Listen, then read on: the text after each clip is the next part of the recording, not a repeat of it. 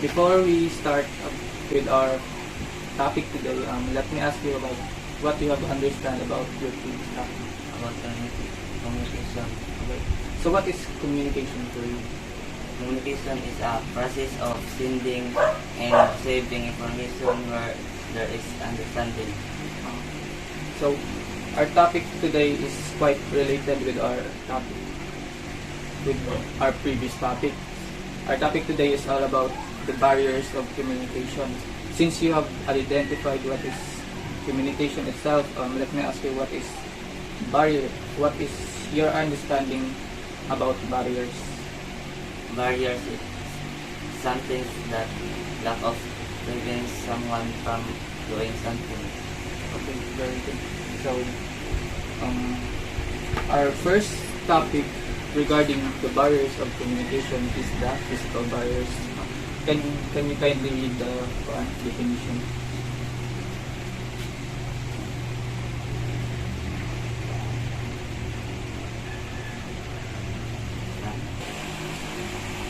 Physical barriers. These are barriers to communication that are attractive to our senses, maybe or senses of science, hearing, or others. Okay. So, physical barriers are the barriers of communication that's destructive to our senses. So, what are our senses? Our sense of sight, hearing, feeling, and others. Example of this are the faculty organizational structure.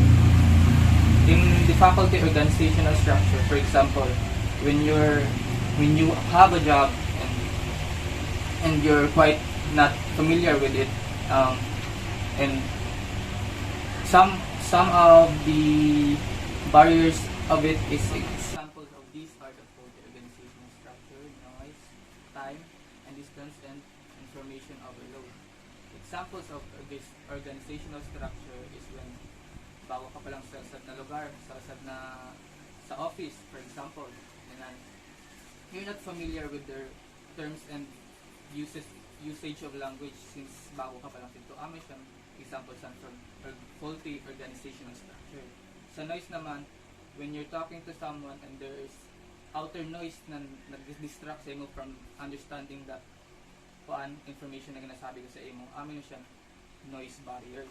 And time and distance naman, for example, when you're talking to someone na harayok, syempre, di mo maririnig or may iintindihan masyado yung sinasabi niya since rayo siya. Amin example sa time and distance. Our next barriers are the semantic and language barriers. Can we read naman example sa meaning sa semantics? Semantic is defined as the study of meaning, sense, and symbols used for communication and any alteration terms called brackets of the So semantics.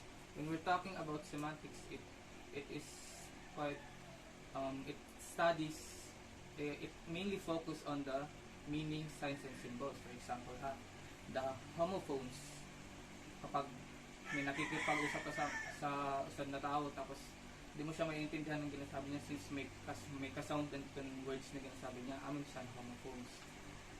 Homographs, words that have multiple pronunciation. So, when we say, for example, id and led, may gusto sin iba na pag-pronounce or pag-enunciate some words. The other one is homonyms, words that have multiple meanings. Close and O's, these are denotations and connotations, figurative. And hip, inexpensive, cheap, substandards. So, the semantic and language barriers. On the same note, language barriers also impact the delivery of message. Some of its common factors are language differences. So, some example of the common language barriers are language differences. Of course, when you're talking to someone that is Chinese, you obviously you won't understand what he is saying since you're not familiar with their language. No clarity in speech. When you're talking to someone and you can't barely understand what he's saying since di masyadong clear ang ginasabi niya, amnesia, no clarity of speech. Using jargons, amito siyang example sa a lawyer mentioning legal terms and to a medical practitioner. So obviously when a lawyer is talking, they are using words that is only familiar with lawyers, not being specific. When someone is talking pero dili niya klaro kung ano itong ginasabi niya, amnesia, not being specific, using highfalutin words to impress people and being too wordy. Ang example ng paggagamit ng mga very hard to absorb words na baka malalim. Amnesia, example sa mga highfalutin words. Another barriers are the socio-psychological barriers. Pabasa nga Psychological barrier can describe the cause of distorted communication because of human psychology problems. So, physical barriers can be described as the cause of distorted communication because of human psychology problems. These barriers is mainly caused by, for example, ang mga nagiging cause and barriers kay attitude and options, emotions, littering and distortion of message, status differences, attention, loose-mindedness. So, amnesia mga, when we say sociological barriers, amnesia it mainly focus on your human sociology problems. Amnesia. Amo nga ninyo itong isabi ko na attitude, opinions, blah blah blah.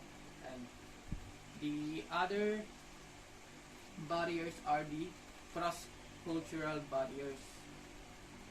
Pabasa nga niya.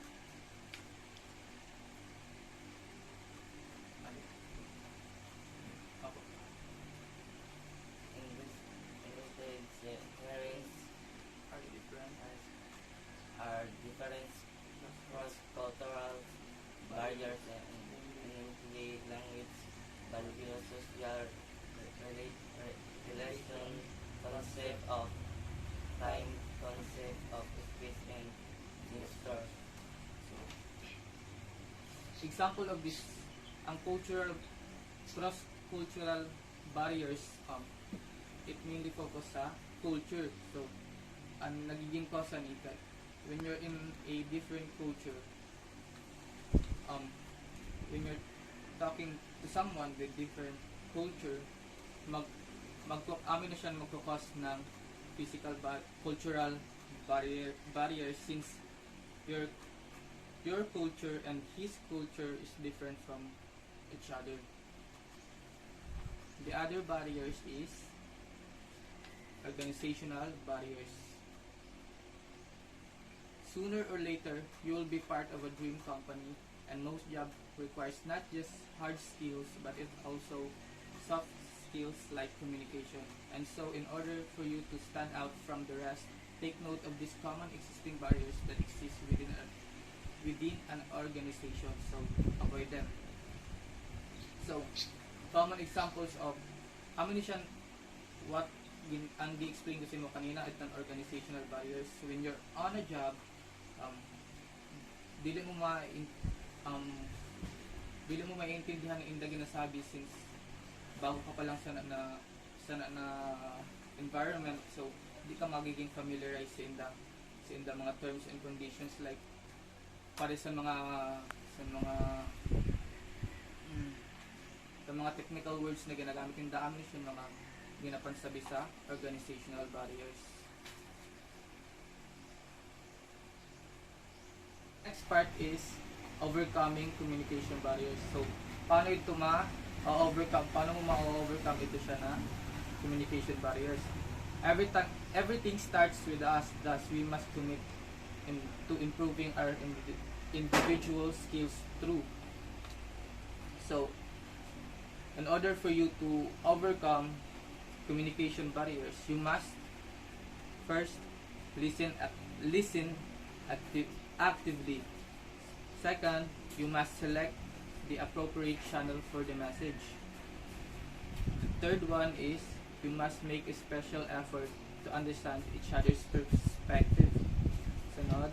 The fourth one is practicing MBWA or the management by walking around by those in managerial position. Specifically, below are the suggested ways that you may adapt to battle 5 major barriers. For physical barriers, you have to plan appropriate setting arrangement. So, kailangan mo paplanuhon ito siya na seating arrangement in order for you na dili ka madi-distract or prevent mo ang barriers. Ensure visibility and audibility. So, dapat makita mo or babati mo sin tadong ang mga nakaseminars. For example, attain environmental comfort, minimize visual oral distractions. Ano siya mga ways to overcome communication barriers sa physical barriers. Sa semantic naman and language barriers, you must use simple language.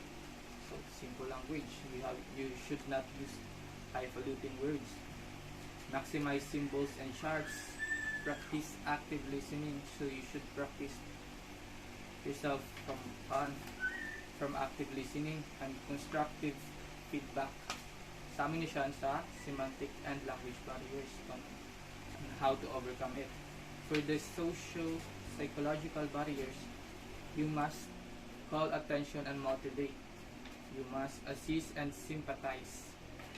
For the social psychological barriers. For the cross-cultural barriers, you must understand tradition and customs. Since we're in a diverse environment, you should consider others' tradition and custom also in order for you to understand and in order for everyone to have a better communication. For the organizational barriers, in order to overcome it, you must adopt simple organizational structure, avoid information overload. Ano din siya? Way to overcome communication or organizational barriers. So I have an activity for you. You should answer this practice task 1. Direction. I will read it for you. From the pool of situations found below, choose the most related scenario opposite to its concept in each item. Write your answer in a space provided. So since we cannot write it here, we should write it there, here in your extra paper. So,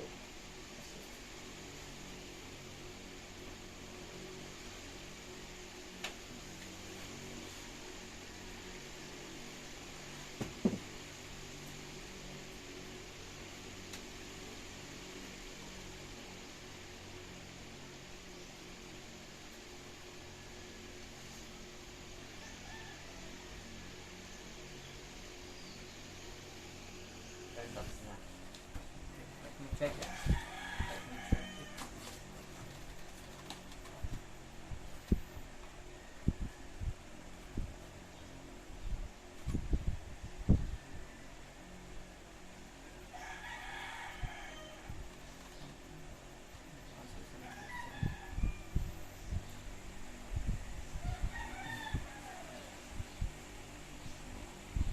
Okay, very good. Out of 10, you got 8.